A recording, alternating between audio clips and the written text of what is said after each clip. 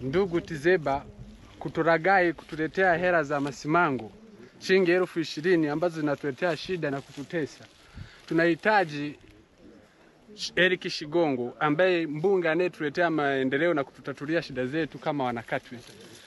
Tuko pamoja na wewe mbunge wetu Eric Shigongo, tuko bega kwa bega, mkono kwa mkono. Hatutaweza kukutupa wala hatutaweza kukuacha.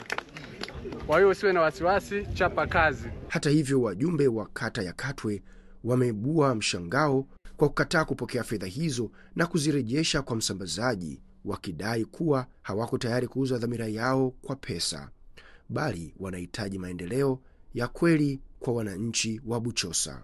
Wajumbe hao wamesema wanataka kiongozi mwenye dira ya kweli ya maendeleo, si mtu anayetumia fedha kama nyenzo ya kupata uongozi. Juhudi za kumpata Daktari Tizeba ili atoe ufafanuzi kuhusu tuhuma za kugawa fedha kwa wajumbe zilifanikiwa, ambapo alipokea simu ya mwandishi wetu.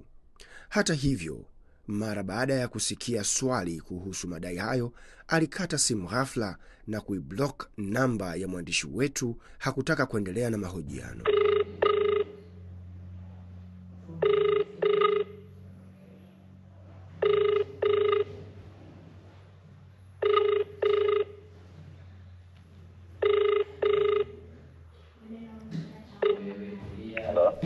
Daktari Tizeba, habari?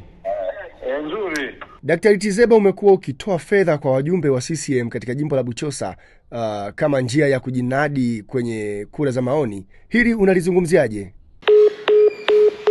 Jitihada za kumfikia tena hazikufua dafu, kwani hakupokea simu zilizofuata wala kujibu ujumbe wa maandishi aliotumia. Asante kwa kuchagua Vodacom. Namba unayoipigia inatumika kwa sasa. Tafadhali jaribu tena baadaye.